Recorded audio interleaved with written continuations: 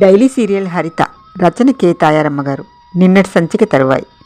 ఏ వంట చేసావు హరిత అంది శారద హరిత వెనక నిలబడి. వంకాయ మెంతికూర, పెసర పచ్చడి, చారు, అంకుల్కి తోటకూర ఎగురు, చుక్కా రొట్టెలు చేశాను. ఇటు తిరగకుండానే సమాధానం చెప్పింది హరిత. వండర్ఫుల్ అన్నాడు అప్పుడే అక్కడకు వచ్చిన శారద భర్త. శారద భర్త ప్రవర్తన ఇదివరకే ఎరిగి ఉండడం చేత జిగుప్స లాంటిది కలిగిన మౌనంగా ఊరుకుంది హరిత. హరిత మౌనం అతన్ని రెచ్చగొట్టింది. గూడెం అందమంతా వంటింటికే పరిమితమైందెందుకో అన్నాడు అతను తన జోక్కి తానే నవ్వుతూ. అధిక ప్రసంగం అంత మంచిది కాదు, ఎవరి హద్దుల్లో వారుంటే శ్రేయస్కరం అంటూ గిర్రున తిరిగి యువతలకొచ్చింది హరిత. ఎంత పొగరు అనుకున్నాడు శారద భర్త కసిగా. హరిత చేసిన వంటకాలన్నీ పదే పదే మెచ్చుకుంటూ భోజనాలు ముగించారు అందరూ. రాత్రి అడిగింది లక్ష్మి. ఏం హరిత, రాత్రిపూట కూడా ఇక్కడే ఉండిపోతున్నావా అని. దిగ్భ్రాంతి చెందింది హరిత. మీ చెల్లి లేచిపోయిందటగా, నువ్వు గూడెం ఉద్యోగం ఎందుకు మానేసినట్టు? ఈ ఇంటి పని వంట పని చేస్తున్నందుకు నాన్నగారు ఎంత ముట్ట చెప్తున్నారేంటి? ఇత్యాది ప్రశ్నలతో హరిత మనసుని కలవరపెట్టారు లక్ష్మీ శారదలు. సాటి ఆడదంటే ఎంత హీనం వీళ్ళకి. కన్నీటి తెరల మధ్య ఆ రాత్రి జారిపోయింది. హరిత, నా స్నేహితుడు కనిపించి చెప్పాడు, ఈ ఊళ్ళోనే ఓ మెడికల్ షాప్లో ఓ ఉద్యోగం ఖాళీగా ఉందట, నువ్వు ప్రయత్నించరాదు అన్నారు ప్రభాకరం గారు తన జేబులో ఉన్న అడ్రస్ కాగితం తీసి కూతురు చేతికిస్తూ. అలాగే నాన్న అంది హరిత అడ్రస్ కాగితాన్ని భద్రపరుస్తూ. మర్నాడు ఉదయం 8 గంటలకు బయలుదేరింది హరిత.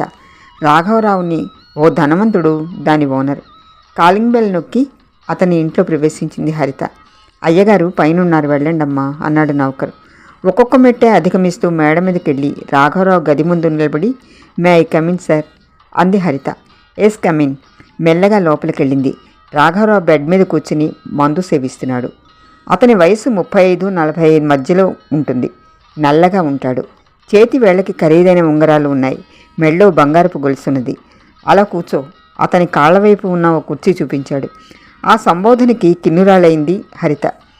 ఇతని ఈ పరిస్థితిలో ఇక్కడ ఇలా ఉన్నాడేంటి? ఇతనైనా ఉద్యోగం ఇచ్చేది అనుకోసాగింది హరిత. మేడ మీద 2వ అంతస్తులో ఉంది మెడికల్ షాపు. ఇతని గది పక్క నుంచే ఉన్నాయి దానికి మెట్లు. అతను ఎర్రవారిన కళ్ళతో ఆమె వైపే చూస్తూ ఉండిపోయాడు. సారీ, మీ మెడికల్ షాప్లో ఏదో ఉద్యోగం ఖాళీగా ఉందని తెలిసి వచ్చాను అంది హరిత. నీకు ఉద్యోగం అంత అవసరమా అన్నాడు రాఘవరావు సీసాలో మందు గ్లాసులో వంపుకుంటూ. అవును సార్, నాకు ఉద్యోగం చాలా అవసరం అంది హరిత ఆతృతగా. అయితే ఈ ఉద్యోగం నీకే ఇస్తున్నాను అంటూ ఒక్క ఉదుటిని లేచి హరిత చెయ్యి గట్టిగా పట్టుకున్నాడు రాఘవరావు. సార్ సార్ ఇదేమిటి అంటూ అతని నుంచి విడిపించుకోవడానికి ప్రయత్నించసాగింది హరిత.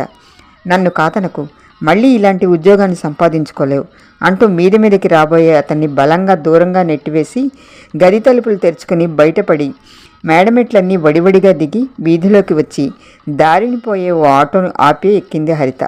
ఆమె గుండె తీవ్రంగా కొట్టుకోసాగింది. సశేషం.